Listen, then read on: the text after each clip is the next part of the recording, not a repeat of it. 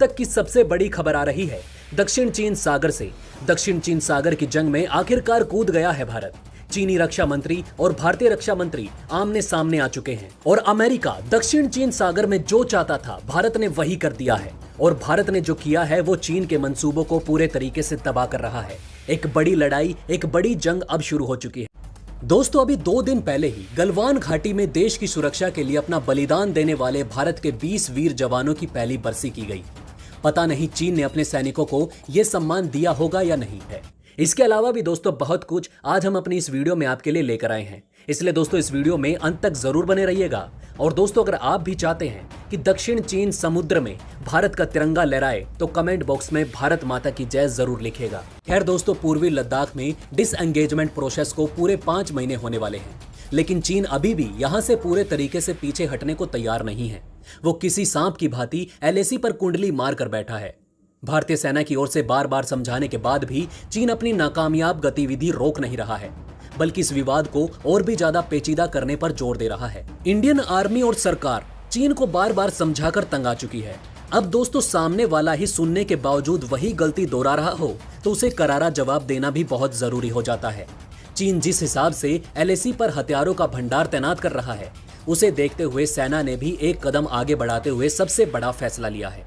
दरअसल दोस्तों, देश के नवभारत टाइम की तरफ से खबर सुनने को मिली कि एलएसी पर बेवजह विवाद को बढ़ावा दे रहे चीन को सबक सिखाने के लिए इंडियन आर्मी ने करीब 50,000 अतिरिक्त जवान लद्दाख बुलाए हैं और इन सभी जवानों को चीन से लगती हुई सभी संवेदनशील इलाकों में तैनात करने को कहा गया है। सेना के मुताबिक वन स्ट्राइक को इससे पहले पाकिस्तान पर नजर रखने के लिए गठित किया गया था। अब उसे चीन में सीमा पर फॉरवर्ड कर दिया गया है। इसके अलावा 17 माउंटेन स्ट्राइकर को पूर्व में असम राइफल्स बटालियन को दक्षिण पूर्व इलाके यानी कि पैंगोंग झील के पास तैनात किया जा रहा है। चीन पर साल भर नजर रखने के लिए सेना ने बुनियादी ढांचे, थर्मल टेंट और दूसरे सभी सैन्य सामानों की भी पूरी तैयारी कर रखी है ताकि चीन पर निगरानी रखने में कोई कसर न छूटे। सेना का मानना है कि एलएसी पर खतरा अभी टला नहीं है।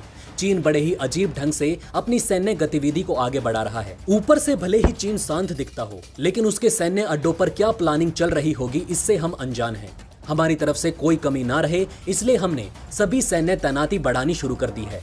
सेना को इस बात का अंदेशा है कि चीन रात के अंधेरे का फायदा उठाकर कोई ना कोई गलत हरकत जरूर करेगा, इसलिए हमने सभी रडार स्टेशन, रॉकेट लॉन्चर और नाइट पेट्रोलिंग रेड अलर्ट पर रखी है ताकि कुछ अनर्थ होने से पहले ही चीन को मुंह तोड़ जवाब दिया जा सके। वैसे दोस्तों, चीन इन छोटी मोटी कार्रवाइयों से सुधरने वालों में से नहीं है।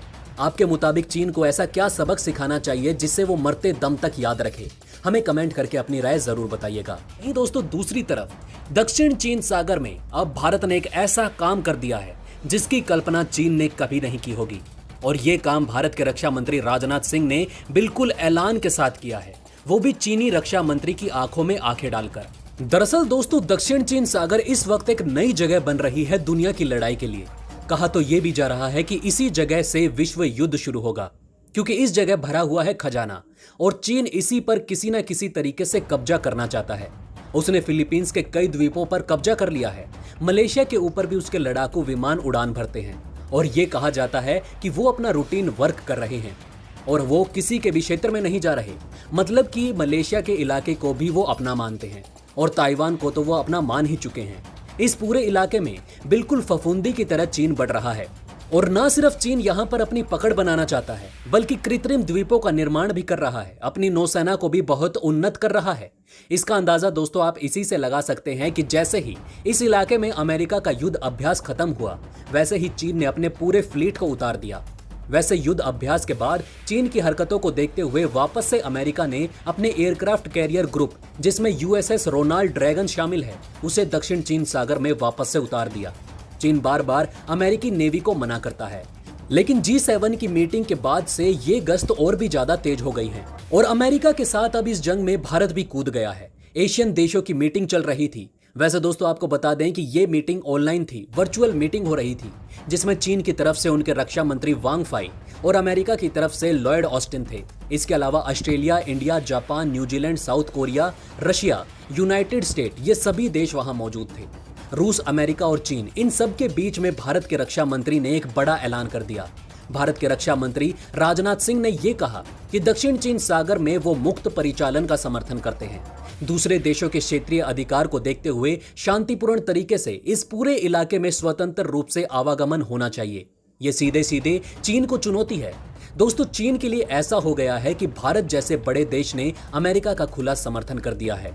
अमेरिका यही बात कहता आया है कि दक्षिण चीन सागर में किसी का हक नहीं है और इसमें दुनिया फ्री होकर घूम सकती है, जा सकती है। अपने कृत्रिम द्वीप बनाकर तुम अधिकार नहीं जता सकते। भारत ने भी यहां पर अमेरिका का समर्थन कर दिया है और दक्षिण चीन सागर का नाम लेते हुए रक्षा मंत्री राजनाथ सिंह ने चीनी रक्षा मंत्री की आंखों में आंखें डालकर यह बात कही।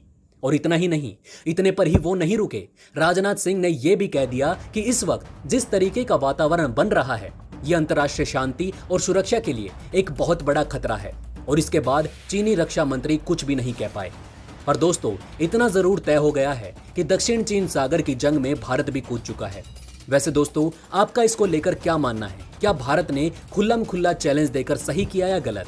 हमें कमेंट करके अपनी राय जरूर बताएं। इसी के साथ दोस्तों, मैं मिलता हूं आपसे ऐसे ही किसी अगली वीडियो में। तब तक के लिए हमारे चैनल पर बने रहें। धन्यवाद।